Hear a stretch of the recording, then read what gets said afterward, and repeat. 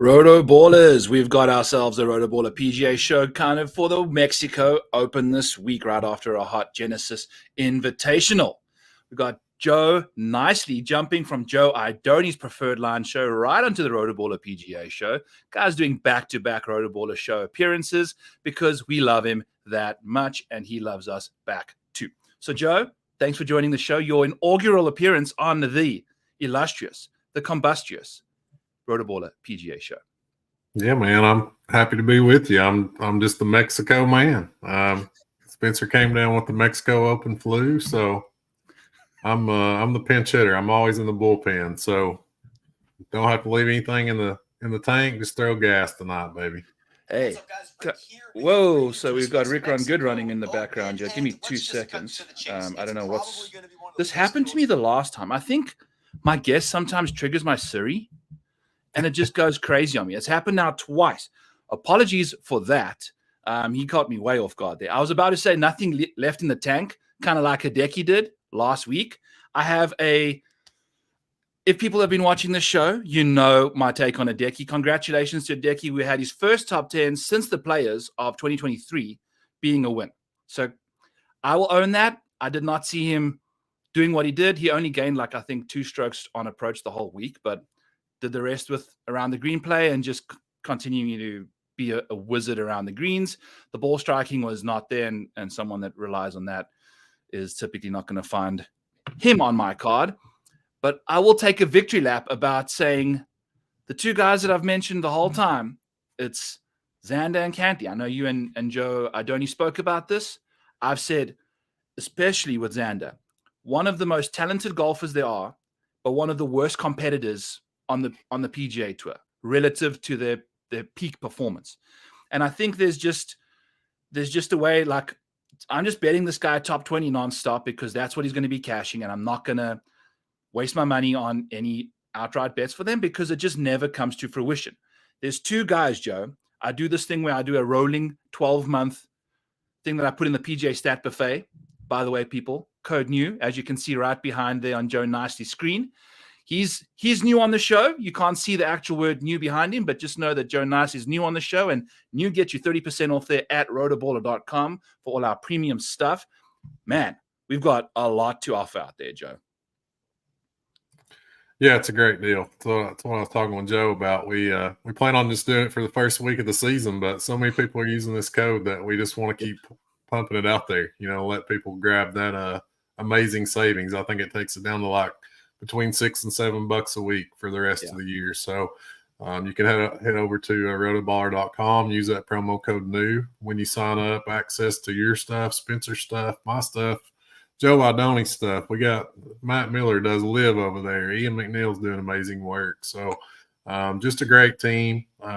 We think you'll find it more than worth the price. So go over there and check it out. Use that promo code new, save 30%. I don't know how much longer we'll be able to run it. Yeah, no, like you said, we were planning on doing it end of the century, and then it really got some good traction and people really enjoying it, and we've really seen people jump into the Discord with us and all that jazz too. So it's really been fun to see everybody show up and really appreciate everyone that has signed up and those that will in the future. I think it's a great deal at $17.40 per month if you kind of do that situation there. So that's what's cooking on that front. The Discussing Brothers continue to just be the bane of existence there on the outright side of things. It's an interesting situation to talk about those guys, but if you want to hear Joe's take on all of that, go watch the Preferred Line show. We're going to speak about the Mexico Open. It's going to be an expedited show tonight. I got my Burr Ride shirt on. This is a long sleeve shirt that I do every Saturday, the first Saturday of every February, no matter what the weather is in Iowa. I'm on my bicycle riding through the cornfield. So I've got that rocking. It's kind of blue. And then we've got the orange hat going because why the hell not? So we got the Mexico, Joe. It's a fun week. We got some, for the first time in a while, we've seen DFS and DraftKings do this where we haven't seen Scotty Scheffler at 12K for the longest of times. Now all of a sudden we go to the Mexico Open and Tony Finau's 12K. But we've got a whole bunch of guys in the 5K range. I think I looked, there's 89 golfers that are sub $7,000 this week. So I've entered into the 150 max. I kind of tailor my contest selection based on how I feel I understand the slate and where the majority of the performers will come from. These designated events, I kind of do single entries, 3 entry maxes. A field like this, I feel like the more fingers you can get in this Mexico pie, the better. So give me your take on this week's contest selection, on this week's slate, on how you want to approach it. And also at the end of that, give me one key stat that you're kind of focusing on this week. Yeah, I love that. I love that approach this week, Byron. It's kind of a textbook perfect, like large field GPP week. Just take some shots, try to take down a big score. When I was talking with Joe, I've been doing this for 6 or 7 years, and my experience tells me that on a slate like this, we're going to see ownership really get concentrated. It seems like the same stats pop for everyone. The same players pop for everyone, kind of in this sort of watered down field. We're going to see DFS players gravitate towards the same guys this week. So it's a really, really interesting week to tackle some GPP stuff. I think you can really leverage the field this week.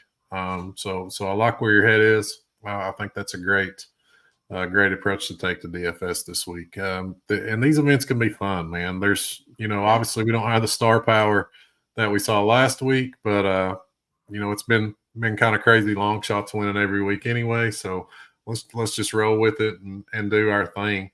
The one stat that sticks out to me, I'll do a 1A and a 1B. That's driving distance, and that's long iron play. I'm looking at guys that can carry the ball a long way off the tee. When this tournament started a couple of years ago, that's what we thought this golf course would be, and it's been that way. So we got that right. We're looking for bombers, guys that are super long off the tee, and the amount of shots coming from 200 plus yards this week drastically spikes against the tour average. So I'm looking at guys that are really good from 200 plus yards. We got 3 par 3s of over 195 yards, which plays into that a lot of long par 4s. And of course, guys trying to get on into on par 5. So driving distance, long iron play. Boom. I'm right there with you. I think 80% of shots coming from 150 and out, so you can kind of slice that kind of long iron play as much as you want, but you're not going to see a lot of wedges, that's for sure, this week. So that's kind of how the field and the course sets itself out. I typically ask Spencer, Joe, recent form or course history is a question I typically try and isolate in the early part of the show to kind of get a feel for where guys can lean into. I think the course history at this venue, you do the horse for the course article. I typically always retweet it with the Data Golf course history probability or reliability scales, the little chart there. And this week's not necessarily the greatest week for a course history to lean into that. You can always have a person that is a good course fit, which I think is what we're going to be leaning into a lot more this week. So would you lean into a bit more course history or a bit more recent form this week, Joe? It's really tough this week, Byron. It's kind of a really weird week from both angles because we've got a teeny tiny, super small sample size of 2 years.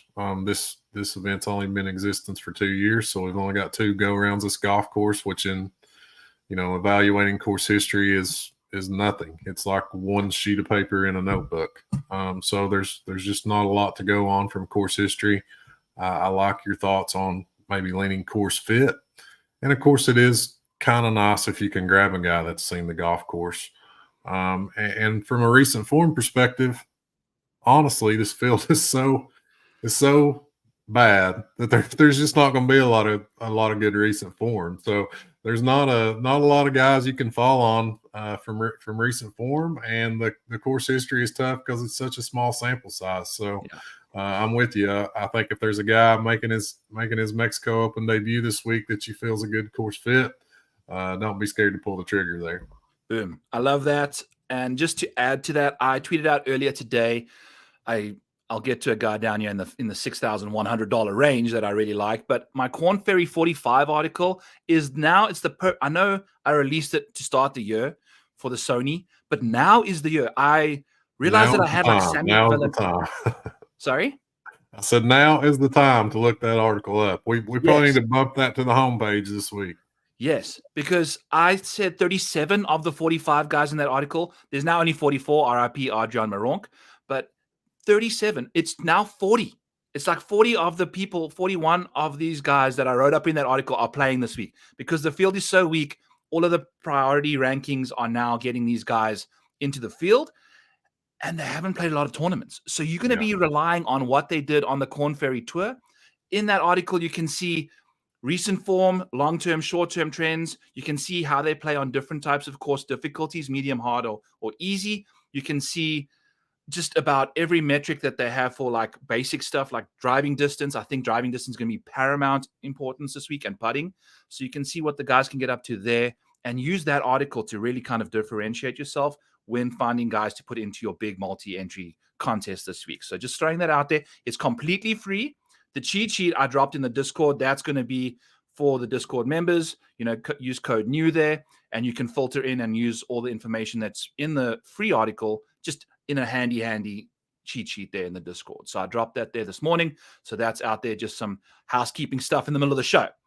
Let's get to the top of the board here. We said Tony Finau, 12K. I, Joe, have a Tony Finau 18-1 ticket. And honestly, I was waiting for odds to drop this morning so that I could cash that ticket out. I had a $55 bet on him because I thought 18-1 was just ridiculous, like at the start of the year. And then Tony Finau decided to forget how to putt. And the odds are still 7.5-1, 6-1, whatever you want to look at. And I could have got a $95 cash out. And I was sitting on the airplane on the way back from Nashville last night, and I wanted to cash it out, but I said, no, I'm going to wait for the odds to like recalibrate themselves, and then I'll cash out at a better price. They won't let me cash out this week because the week has started now.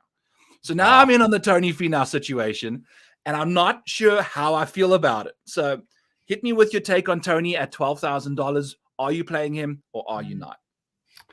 Well, man, you're in a great spot with that. I have to say, if I was holding an 18-1 Tony Finau ticket, I probably wouldn't have considered cashing out. So I like that you got forced into the sweat. So we're gonna make you earn it this week. What you do with Tony's probably going to determine your week this week. It feels like because he's certainly the class of the field. We've seen him. He's played this event twice. He won it last year. He finished second the year before. And when he came into this event in those years, Byron, the form wasn't great. I mean, you can go back and look at his finishes leading up to his runner-up finish. He didn't have a top 10 that year. Same thing when he won last year, wasn't playing his greatest golf, and honestly didn't play his greatest golf after he won this event last year. So I'm not too concerned about Tony's form. I think he's still going to be formidable this week. Will be a force on this golf course. And actually, when you look at his metrics, the putting's been really bad, but the tee to green play is kind of popping a little bit when you dig into Tony. So there's some things to lock there. You certainly can play him this week. It's with all these affordable golfers you mentioned. Guys below 6K, just a ton of guys below 6K and below 7K.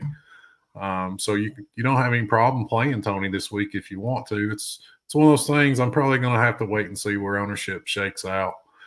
Just if he gets nuts at 12K, then I won't be scared to kind of pivot away. But I think he'll be right in the thick of things this week again. I think you're spot on with that analysis there, Joe. I think it's going to be a wait-and-see situation with Tony Finau.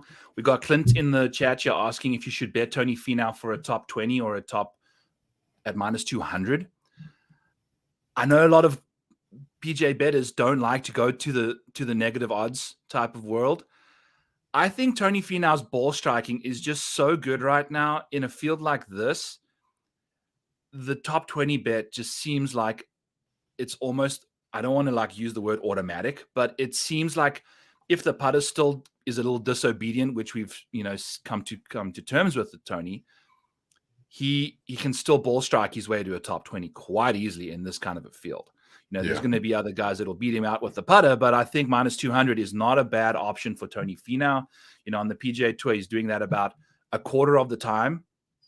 And I feel like in this field that you can double that. So I feel like it's kind of, or triple it, like I think this is a field that he's typically always beaten up on easy fields too, right? That's kind of Tony Finau's. He's the big bully of the PGA Tour. Nicest guy in the world, but he doesn't mind picking on a little scrawny field every now and then. And I think that's going to be fun to watch this week.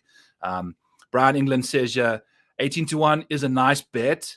I love that too. We dropped it in the Discord. It was early in the year, and you might fade him in DFS. I agree. I think I'm probably leaning in that direction. I'm overly exposed to Tony already now at 18, and I bet it like a major because I felt like that number was so wrong. I've got like 3 or 4 other guys on the end of my card. So we'll chat about them here shortly, but I think I'm also out on Tony in the DFS market.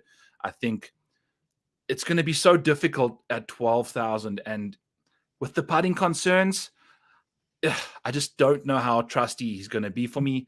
So we'll kind of lean into some other guys here in the 10K range. We've got Emiliano Grillo, Joe, nicely. Emiliano Grillo is $11,100 on the DFS slate this week. We've got Nikolai Højgaard, Thorbjørn Olesen, Thomas Dietrich in the 10K range. So someone in this range is going to probably finish in the top 5, hopefully. Who knows? Which one of them do you think is going to be that guy? Who do I think is going to finish in the top 5 from up here? Yes. Taking Tony out of the equation? Yeah. Højgaard's my man. Højgaard's your guy. Yeah, Højgaard's my guy this week. I've been a backer. I love the course fit. I love that he's made his way over to the States, won 3 times on the DP World Tour, so he's a winner. He can close. Won the DP World Tour Championship against a really stout field at the end of last year. Played in the Ryder Cup, so just a lot of things trending his direction. I was talking with Joe earlier, and I was like, I kind of put it in perspective of if Ludwig Aberg was playing in this field, where would he be? Where would his odds be? Where would his DFS price be? And I don't think Højgaard's the player that Aberg is, but it's maybe not as far off as some people might think. I really like this fit. He's kind of a savant off the tee, so I could see myself fading Tony, but I'm probably going to be in on Højgaard. Bet him already, and I'll probably be there in DFS too. Just really like how he shapes up this week. The course fit's amazing. He's one of the few guys that sit there with Tony Finau in the 180 mile per hour ball speed. And that is one thing to mention about Tony. He's showing up to this venue for the first time with a completely new approach on driving. I think he finally said, at the Century, everyone's like, where did you get this extra ball speed from? He's like, I just decided to take the lid off it this year. It's like he's just been pocketing like 5 to 7 miles an hour ball speed off the tee just because like, imagine you could just show up to a golf tournament and just say, oh yeah, I guess boys, I'm hitting it 10 miles per hour harder today just because I'm taking the lid off. So yeah, I mean, he's apparently always had it in the tank. I mean, for years, and so maybe he's unleashing a little bit more. Tony's just so interesting this week. It's such a weird event, man. It's almost like a swing season event where you got one or two guys that show up, and then the rest of the guys are basically Corn Ferry level guys. And that's kind of what we see once we start getting out of the 10Ks and 9Ks this week. I mean, there's some questionable pricing. Yeah. And it's just part of PGA DFS because they got to put some of these guys up there. But it also kind of makes it fun. Yeah, it does. And I think I'm going to kind of just throw one more guy out there that I'm not playing in this range. It's Thomas Dietrich. He is a poor man's version of Xander Schauffele, essentially. I did like a tweet out there yesterday where you have that auto brake distance sensor, like the moment you get too close to a vehicle in front of you, it just hits the brakes automatically in these new cars. That's basically what Thomas Dietrich and Xander Schauffele are like too. If you kind of picture them as a vehicle behind another car that's chasing the lead, the moment they get right too close, boom, ejection. I think Dietrich is going to look fantastic in your lineups for the first 3 rounds. And then Sunday is going to shoot like a 72 when everyone else is shooting 66. And you're going to wonder, what on earth, why? And that's just what you're going to be getting from him. And the same goes for Keith Mitchell in this range too. So I'll probably be playing Grillo and the two Euro boys for sure. So we'll see what can cook in that department. Let's dive into the bottom of this kind of elite range, so to speak, and chat about the guys in the nines. We got some really interesting names. Our boy Spencer crashing markets around the world with Rio Hitsetsuni. I know you and Joe both kind of had a fun time saying his name on the show earlier. So give us your Rio Hitsetsuni pronunciation there, Joe, and chat to us about him. Hey, man, I'm in on Rio Hitsetsuni. I love him. It's my guy. I'm following Spencer's lead. A lot to like about the kid. 21 years old, Euro Tour Rookie of the Year last year. So, I mean, we're talking about a lot of scrubs in this field, Byron, and this kid is not a scrub. This kid's a player. Won 3 times on the Japan Challenge Tour before he was 21. Won the Open de France last year, at Le Golf National, a Ryder Cup golf course. So there's a lot to like about this kid. He's super talented. He's made 3 or 4 cuts on the PGA Tour this year, had a T6 at the Zozo back in the fall. So, when we start talking about if anybody's underpriced, maybe he is at 9,200 in this field. So I'm following Spencer's lead on this one. I love it. And I think that's the thing. Like, we've got international stars in this field and we've got an international event. There could be a few guys that could pull Tony won his first event out in the middle of nowhere on some island or exotic location. Victor Hovland started doing that. His career started off with victories out in Mayakoba and random exotic tropical resort locations, not on US soil. Maybe we see someone like break through in that mold this week. And I think that's another thing. Just kind of circles me back around the Hogard, man. I don't want to harp on it, but it's just such like that Victor Hovland, Tony Finau type. Like, this dude's coming. He's going to be a player. He's going to be a big time guy on the PGA Tour, like within the next 2 to 3 years.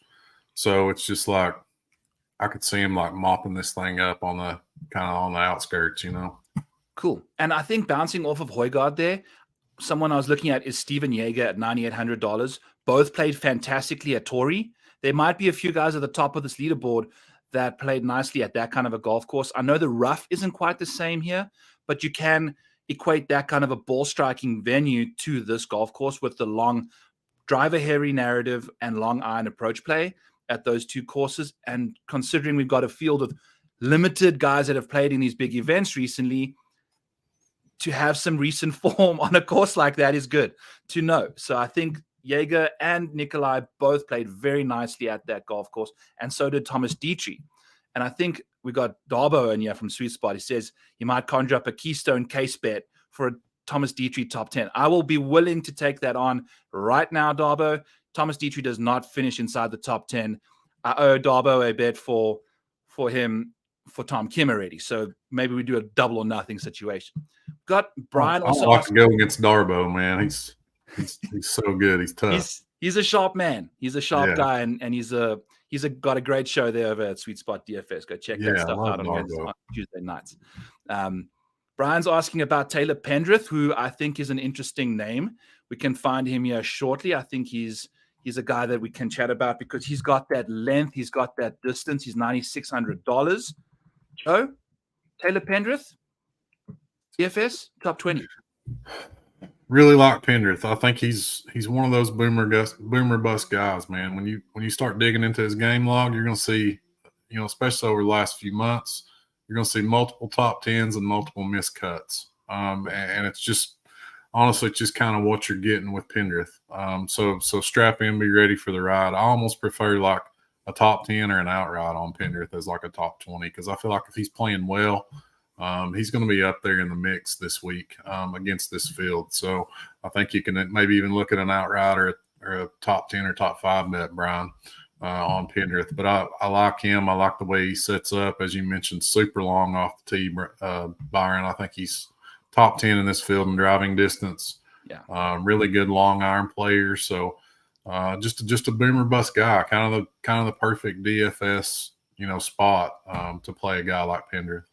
So to double down on what you said about boom or bust, Joe, I've got this thing in my model where it takes a look at top 20, top 40 numbers, and 75% of his top 20s or 75% of his top 40s were also top 20s. So when Okay. he's inside the top 40, it's a top 20 3 out of 4 times. He only finishes inside the top 40 35% of the time, inside the top 20 26% of the time, right? So good. I'm glad you got exactly stats what to you're back saying. that up. It was kind of anecdotal for me because it always just seems like when he's playing well, he's like, he's got a lot of upside. He's in the top 10 a lot. Had some rough Sundays, which we can say about a lot of these guys. Steven Yeager, a guy I think a lot of people are going to like this week, a guy that you mentioned, brutal Sunday at Torrey.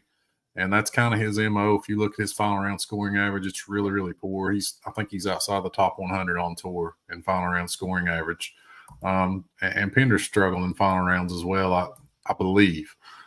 So it's one of those things where these caliber guys are learning to win in a lot of ways. They're learning to close. So anything can happen. Anything can happen. Anything can happen any given Sunday, baby. And that's the fun part about this week. We're gonna have guys that have no business winning a golf tournament trying to win a tournament, and somebody's gonna do it. So I think I'll tell you what, Byron, we kind of joke about this event. And I asked Joe why are we even playing this event? But this tournament is very, very important to these guys. These dudes that are getting some starts that are coming up off the Korn Ferry Tour. These starts are hard to come by, man. So these guys are going to be playing hard. They're going to be taking this thing serious. So there's certainly going to be a high level of competition out there, even though we're coming off Riv and signature events and all this bullshit. These guys are going to be playing, man. So it's one of those things where we're having fun. To us, this is kind of a down week, but it's an opportunity for these guys to kind of cement themselves on the PGA Tour.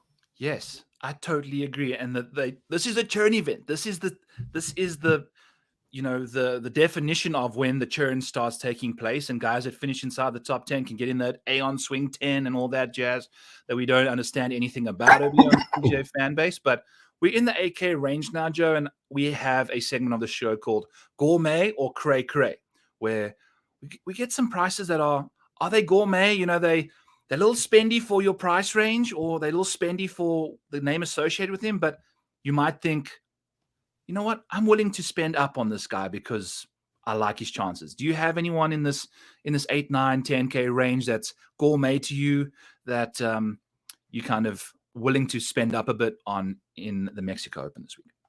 Yeah, I mean, we talked about a couple guys, so I don't want to kind of double tap those guys we've already touched on. Really like Davis Thompson this week. It's Monday, but been in it all day today, and really a lot to like about Davis Thompson. He's 8,900. We're basically never going to see him at this, DFS price level. But in this field, I can certainly see myself getting there. The form's been good, kind of under the radar, great. 13 starts since the Rocket Mortgage last year. 6 top 25s in those, and he's only missed 2 cuts. Coming off a really strong outing in Phoenix, he gained 4.2 strokes on approach, had a T15 at the Waste Management.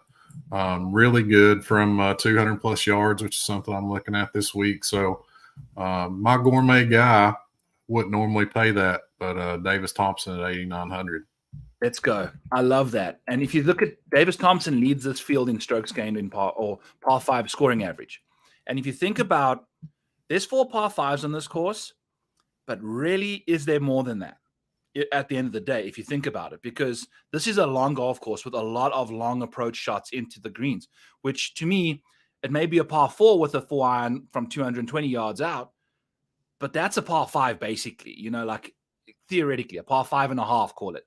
So if you got someone that is the very best at that particular hole type, I love it. And I think he's going to be dominating these par 5s, dominating the long par 4s. And like you said, he's been playing some good golf. So I love Davis Thompson as a gourmet option. My gourmet guy is going to be Jake Knapp. He's one of the Korn Ferry Tour guys that showed up, and we've been on him. Me and Spence have been chatting about him on the show here quite often. We had him for a top 20, I think, at the Waste Management Phoenix Open. I think he finished 28th at plus 500. So that was almost cashing for us there after he finished 3rd at Torrey Pines. Shocker, a similar golf course, long off the tee, long iron proximity numbers, all that stuff from Jake Knapp. $8,700. He's one of the first Korn Ferry Tour guys that's not from the DP World Tour to be priced this high. So he, to me, is a gourmet option this week. Incredibly good off the tee when it comes to ball speed. He's sitting at 185.5 ball speed on the PGA Tour right now. So that is insane. And it's effortless, absolutely effortless from Jake Knapp. So we'll see what he can get up to. Top 20 for him is going to be plus 190 as well in the top 20 market there. So let's dive into some cray prices, yo. Let's just keep it to the 8Ks because we've kind of spoken about the spendier options already. Who in the 8K range is a cray $8,000 option, Joe? I had Mackenzie Hughes at 9,400 as my kind of cray guy. Okay, that's fine. That's fine. We haven't spoken about there's a couple in the 8Ks too, but Mackenzie Hughes at 9,400. I mean, I get it. He's a name, quote unquote name guy, playing in a really weak field, but he lost 6.4 strokes on approach last week, man, which is that's brutal.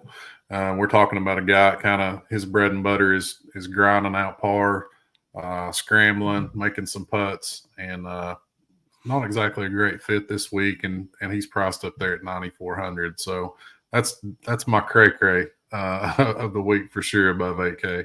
Yeah, and I wonder how many people will be going to him after watching him on the top of the leaderboard for the majority of the week until he kind of just tumbled down, right? Once the short game magic disappeared over the weekend, things got tough. I mentioned him on the show last week at $6,300, which I thought was a great option. $300 less than min price, and at a course like that, we could chip in for Eagle multiple times this week. Yeah, man. I mean, he's a guy you'll play at Riv, a guy you'll play at Torrey, a guy you'll take a shot on in the U.S. Open, like on a really tough golf course. But he lost 6.4 strokes on approach last week, gained 6.5 strokes around the green last week. So it's just I don't think it's a combination for success this week at Vidanta. No, I think you're spot on. We ordered that meal to a T there. It's definitely someone I think you can kind of lean into in that department. Some other guy I'm going to mention here as a cray price tag is an $8,600 Cameron Champ. I understand the course history. I understand the course fit. He ain't playing good golf right now. It's like not good at all. So you can be going back to a golf course that typically suits how you play well. He has never succeeded around Torrey, despite having, I think, one of the top 10 elite, best strokes gained off the tee numbers all time at that venue, still just hasn't played well. So I understand the course fit and the course history there, but he was playing much better golf in the last 2 years he showed up there versus this week. I'm out on him at 8,600. That to me is a cray price tag for sure. Any pushback on Cameron Champ there, Joe?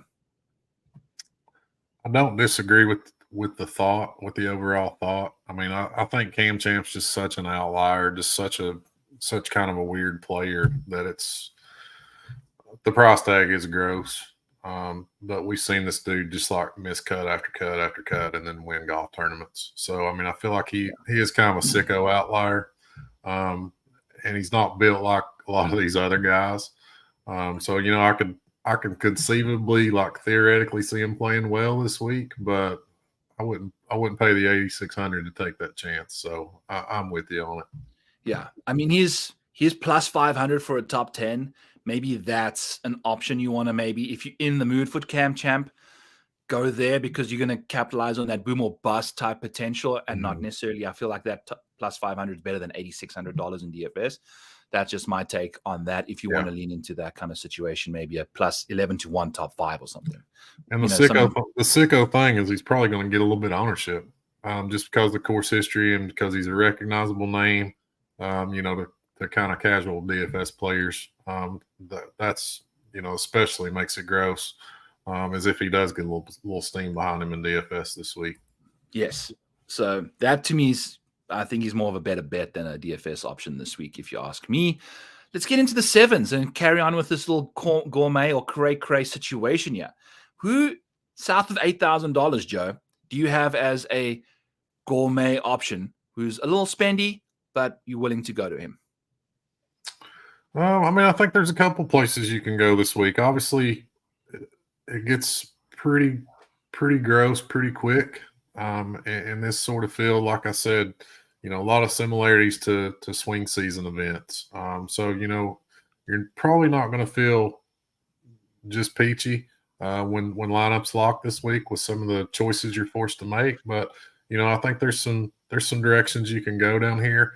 I like Carson Young. I think at 7,400, Yes. very very palatable if we're talking about something we'll order up, and maybe the calories might be a little bit high, but I think we're going to walk away satisfied. Really good long iron player, number one in this field in proximity from 200 plus yards. Had a T15, I believe, here last year. We've seen a little bit of form this year, so at 7,400, for me, kind of qualifies as a nice value on this slate. I love it. I absolutely think he's a great value option. 8th in the field in good shot rate from 150 to 200, and also 22nd outside of 2. So good shots means you're going to afford yourself birdie options. You can gain tons of strokes just pounding green after green from far, but to get to -17, to get to -20 at this venue with these long irons, you got to be hitting it close. And I think Carson Young, like you said, the approach play is sneaky good for someone that price range. So I love that as a gourmet, but still, I think, like you said, the calories are totally worth. You just jump on the bicycle when you get home while the missus is sleeping, and those calories will be gone before you know it. So I don't mind that one bit whatsoever. I'm going to go with Alejandro Tosti as the $7,800 golfer from the Corn Ferry Tour that showed up. Spicy. He's a spicy dish. Got a little fire, baby. Got a little fire. He's got a little extra few dobs of Tabasco sauce or hot sauce on there. We can throw out the Sweeney gif there, the meme, Sydney Sweeney. But he's the person I'd be willing to put some hot sauce on my plate for at $7,800. Also, the ball speed 185 this year. So he's up there with Jake Knapp. He can absolutely roast it off the tee. He's a continental guy from the US. He's Mexican in by nature, and I think he's going to be playing some good golf out there. He's been my showdown guy. That when he's been playing, I've been just rostering him in that 6K range repeatedly, low 6Ks, and he scored me 5 points in the showdown round, Joe. One time, I think at the Sony. In showdown, 5 points is a birdie. He scored me 5 points total. So had a really, really bad round, but he's also capable of, his upside is just palpable. It's so crazy. It's like Benedict, like eggs hollandaise, that kind of stuff. It's good quality stuff upside. So we'll see what he can get up to at $7,800. He suits this course really nicely from a ball striking perspective, and I think he's going to be worth it. Little cray numbers, Joe. Let's get to the crayfish section of this menu. Yeah, and the $7,500. Who's a little too expensive for your taste and not willing to go to that option? Matt Wallace. Okay. Matt Wallace at 7,400. Cannot get there, man. He's a name, kind of in the, like we were talking about with Mackenzie Hughes. He's a name a lot of fans are going to recognize. Won last year, and since that win, Byron, it's been bad. Very, very bad. Just can't get there with Matt Wallace. Let me pull it up here. I made a couple notes on him. It was bad. He looks like he can hit it a long way, but he doesn't. Since his win last year, he's played 20 events and he's had 0 top 25s. His history here, miscut T67. So I can't get behind Matt Wallace at 7,400 this week, especially when you got Carson Young sitting there at the same price. Oh, baby. Talk about, and Alexander Bjork, Scott Stallings, those are all. Yeah, we got Scotty Stalls, who I feel like, even though the results maybe hadn't been there, who I feel like is kind of an upper class player when we consider this field just from his pedigree and his and kind of his history on the PGA Tour. There's some plays there in the sevens, man. Alex Smalley's played absolutely horribly, but He's a ball striker. Johnny Vegas, love his driver, love his ability with the long irons this week. Vincent Norman, we saw, play some streaky good golf. You mentioned Toasty. So, I mean, there's a lot of options here in this 7K range for a guy like Matt Wallace to be hanging out. Is pretty ridiculous. Absolutely agree with you. I mean, there's been nothing to write home about, and writing home is a long, long way away from Mexico for Matt Wallace. So by the time that message gets there, the crow is toast. My guy is $7,000. And I know this sounds weird to say for Robert McIntyre. I think he's got this like allure about him that he's from the DP World Tour. He's better than he actually is. Bobby Mack, for the guy that he is, his ball speed's only 173 miles an hour. He's not necessarily one of these guys that strikes me as someone who's going to be winning a tournament that gets to minus 17, minus 20. I just don't see him. He's a scrappy Scot.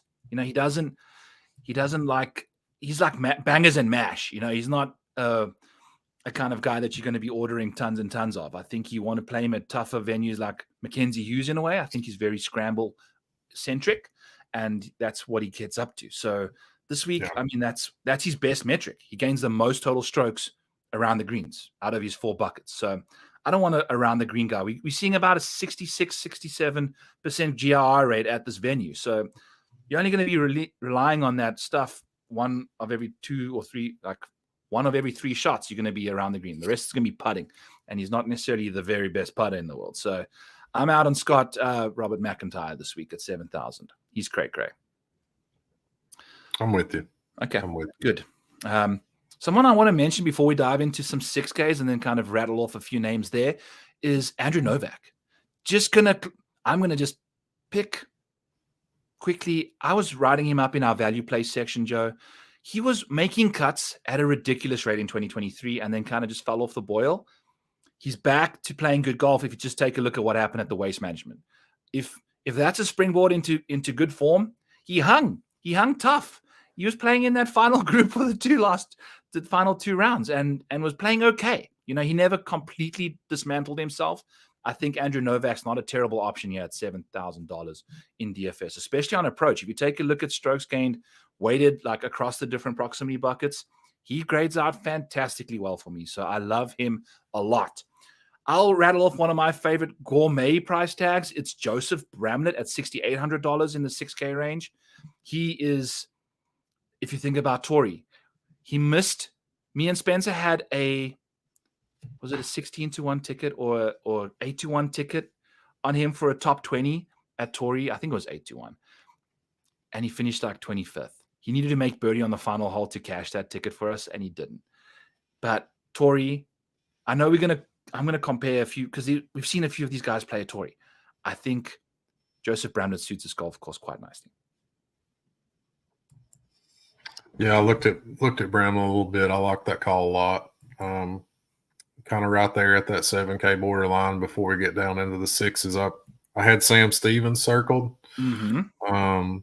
That's kind of one of my favorites before we get into the 6s. It really starts getting thin in the 6s, Byron. I know there are a ton of options down there. We talked about, guys even being priced below 6K this week, but to me, it really runs thin as we get below 7. So Sam Stevens at 71 is kind of my last guy, where I really feel pretty comfortable. Then it starts to feel as though you're getting into dicey territory. He's made the cut in every start this year, gaining an average of 2.9 strokes to tee to green this year. So plenty long off the tee. I think he's top 20 in this field in driving distance, really solid from 200 plus. And we saw him play some really solid golf in 2023 in spurts. So like Stevens before we get into the super cheap guys. I love it. And if you think about, he played quite nicely at the Valero, I remember, and he dismantled the par 5s out there. And I think that's what you're going to do. And he's also super long, man. He's got he's pushing 180 in ball speed too. So lots to like there from him. Who's your gourmet guy in the 6s, Joe? Yeah, it's like trying to find the gourmet at McDonald's. Yeah, that's exactly what I was going to say. So what are you adding some extra mac sauce onto this week? Exactly. Yeah, you're just looking to spice things up a little bit, make the best of it.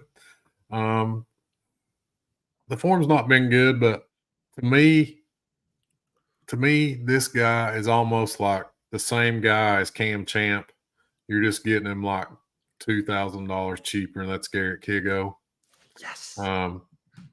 Just because you got that driving distance there, we know that the upside's there when things get going, even though they've rarely been going lately. But I think there's a lot of comps to Cam Champ, and you can get Garrett Kigo $2,000 cheaper. So I like Parker Cootie.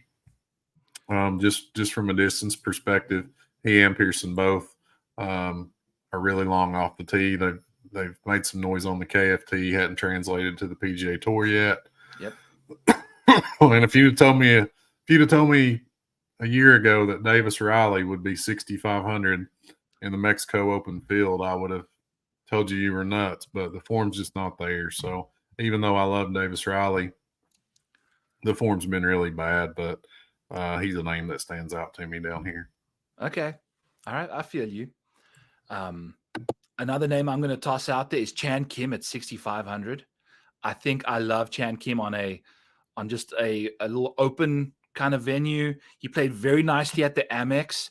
And I think Chan Kim in a field like this is very appealing to me at $6,500. He makes birdies a lot, makes lots and lots of birdies. And I think he's got some decent length. You know, I know the ball speed numbers aren't necessarily the highest for him, but also you must remember we played the freaking Amex, you know, like that's where the majority of his numbers have come from.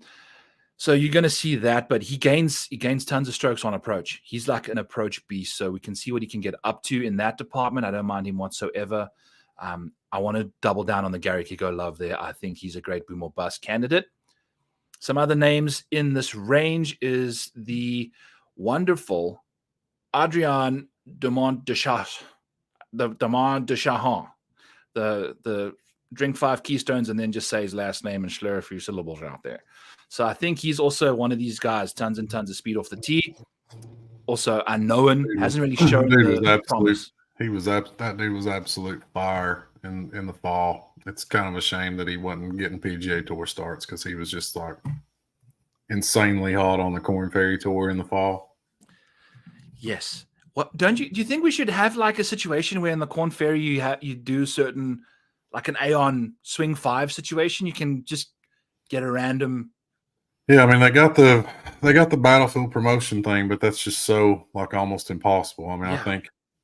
I think Mito Pereira did it a couple years ago, but we've rarely seen guys. But yeah, Adrian Demont Deschamps was just in fuego, man. He was lighting it up, and you would think a guy like that would be able, especially with kind of the retooling of the swing season, you would think they'd want to get those hot Corn Ferry Tour guys in there. But the swing season and the PGA Tour's wisdom has kind of become just a stomping ground for guys that are past their prime, that are trying to hang on to the PGA Tour, and kind of the powers that be want those guys to keep their card. It's almost impossible to lose your card, Byron. If you've had a card for like 5 years, it's almost impossible to lose. And hopefully that's one of the things. Maybe we'll see some changes with this investment money, because I've got a feeling that, you know, any investors are going to want this thing to get more competitive than it is. We've got such great talent coming up. Yeah. You know, we just need to give them the opportunity to show us who they are. And guys like Webb Simpson are just not allowing them to do that, you know? Yeah. Yeah. We got Zach Johnson like going back and forth with fans, and like, why is he even in the field? Yeah. Yeah, exactly. He needs to be in a bunker in the middle of a desert hiding away from us after what he did over there in Rome. So we'll leave him alone as well. We've had a few drive-bys in the 6K range of some old dogs, but that's okay. You know, that's what you get on the RotoBaller PGA show, yeah, with Joe Nicely and I. Someone also want to mention. We're not holding back, man. We're not holding back. The truth is the truth this year on the PGA Tour. I'm calling them like I see them. And, I mean, we need to get these dudes off the tour, man. Seriously. Off the tour. Off the tour. We've lost a lot of stars to live. and we're padding these fields with guys that are 10 years past their prime. And yeah, I mean, occasionally you'll get a fun story like Charlie Hoffman at the Phoenix Open, and that's great. That's fine. But in the long run, over the next 2 years, would you rather watch Charlie Hoffman, or would you rather watch Alejandro Tosti, or you know what I'm saying? Some of these really talented Parker Cootie or Jake Knapp. I mean, who would you rather watch? And Charlie Hoffman, unfortunately, is going to be in a lot of these events above these guys. Yeah. So, I know, rocking up with the back brace. I thought the moment he strapped that on, his body's cooled down. I just knew it was over, but he still kind of hung in there. So props to him for. Which, as a 42-year-old guy, I can respect it. I respect the power move of just strapping on the back brace in case the playoff breaks out. So Charlie was ready, man. I mean, props to him. Don't want to take anything away from Charlie Hoffman, but these guys have made their money, man. And if they're not being competitive, we got to get these young guys up quicker. Amen. Speaking of young guys, Jimmy Stanger. He's one of the Korn Ferry Tour guys that got hot kind of in the middle of the season, won a Korn Ferry Tour event. He was the guy I was speaking about at the beginning of the show. He popped nicely for me on an easy course scoring situation, and he's got some decent distance of the 45 guys that played. He's $6,100 and can putt lights out too. So we got some interesting names in this range too. And then for the first time on the RotoBaller PGA show, Joe, let's dive into the 5K range. Boom, boom, boom. Love it, man. Love it. Haven't said that on this show before. I think I've said it once on mine, but we've got a 5K range, and spearheading the 5K range is Peter Malnati and Troy Merritt. So Patrick Harrington at $5,800 is a very tempting name. If you think about it, he probably outdrives a few of these guys in this field too. He's above tour average in ball speed and playing on the Champions Tour. So I think Patty is someone I'll probably be leaning on at $5,800 in my 150 lineup contest. Won't have too much of him, but definitely find him in the mix there, along with a few other names that I'll kind of throw out here. I think Trace Crow, didn't we see him show up? I think he was playing some nice golf at Torrey, if I remember correctly. Or was it Hayden Springer? I'll have to go and double check the two guys, but I think they both are options I'll be looking at here in this range. There's some really interesting other names. I think Rahul Pereira is someone that kind of made his way through on the Korn Ferry qualifying stuff and played quite nicely at this golf course too. So he's someone I'll be looking at. I think he's a very affordable $5,300 or so. So give me some names you like over here in the 5K range there on the RotoBaller PGA show. I can't do a drive-by on Pete, man. He's a local guy, so I gotta bite my tongue on Pete Malnati. I mean, it's as you mentioned, it's kind of a mix of veterans and these guys that have come up from the Korn Ferry Tour that are trying to squeeze in some starts and make the best of it. So hopefully for some of these guys, they can get hot this week and kind of make a little bit of noise. I want to shout out Norman Jong, the Panda, who we all thought like 5 years ago was the next big thing, and unfortunately just didn't work out. Had some injuries and some other issues, but hats off to him, man, for kind of rebuilding his game, working his way up from the KFT. So I'd love to see Norman play well this week. And he follows me on Twitter, so I'm pulling for him. Let's go. Go. Callum Tarrant, he's a bomber. We've seen really highs and lows from him, a lot of lows lately. But I do like the driving distance and kind of the explosive upside that he brings to the table, especially at this price at $5,600 or so. I mentioned Pearson Cootie. I'm kind of surprised that he's not shown more on the PGA Tour. And I'm not sure that's another guy kind of echoing back to DeMontich's chart. Cootie played really well, man. Just was scalding hot on the Korn Ferry Tour about a year ago, and just didn't get to play on the PGA Tour when he's playing some of his best golf. So maybe he can recapture some of that this week. He's certainly long enough off the tee. to make some noise. Enrico Hoey's a guy. He won the Knoxville Open here last year. I got to watch him play. He's talented.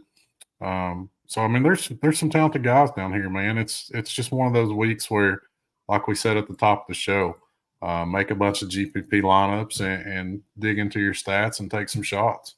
Yeah, I think that's the way to go, because these guys down here are crazy. I mean, read Byron's Corn Ferry Tour article on RotoBaller.com. Yeah, I think that's gonna be the. I thought it would be important for like the Sony and the Amex. This week we've got everyone, and these guys have hardly shown us what they can do on the PGA Tour. So definitely going to be pumping that out there this week. Go check that out there. I'll just pin it to my Twitter profile at the Model Maniac. A $5,100 golfer, tons and tons of ball speed. Ryan Brehm, historically bad golfer, but plays on the I mean, literally, Joe, like you said, this guy should not be on the PGA Tour. He won an alternate event like 2 years ago. What is he doing like on the tour? But in this kind of a field with this kind of a course fit, and getting back to what you mentioned there, like just Cam Champ, too expensive to kind of go back to hope he pops on this kind of course. Whereas this range is perfect for that. Like super cheap, not going to play a lot of guys. They're going to be hardly owned. If they pop, boom, you're looking good. So I'll be sure to find a few of these names. The value play article I'm going to be putting out there this week is going to be, I'll just have a $5,000 section. I think that's just what I'll do. I'm not going to try and say that, man. It's going to be, I'm ready for it. Yeah. I'm ready for the value plays article this week. Let's go. I think we're going to have some fun with these names down here. I'll do some more deep diving as the week goes along. Some interesting names, to say the least. So we'll see what can cook in this range. Joe, thank you for joining. Your first appearance on the RotoBaller PGA show. Wouldn't want it to be any other tournament, Byron. Perfect. Mexico Open. I love it. The Mexico Open. We're going to have to brush up on our Spanish. Maybe we do a few sentences. I think I'll come back on for Puerto Rico. I think we got Puerto Rico next month. I'm in for the PR Open, man. I love it. My boys had a lot of my favorites come through the PR Open, man. Tony Finau, yep, V Hova. Got a lot of rich history with the PR Open, so we're gonna circle that one on the calendar. All right. I'll be back. Joe Nicely's hooking himself back on the show. Yeah. Maybe Corrales. We'll just do you as our exotic Joe Exotic. Yeah, I guess we can do that. I think you'll be our continental guru. Awesome stuff, folks. So if you can't see through Joe Nicely's wonderful right shoulder over there, code NEW, get you 30% off at RotoBaller for our premium packages over there. It's a wonderful, wonderful deal. We're rolling that out for a few more weeks after the start of the year.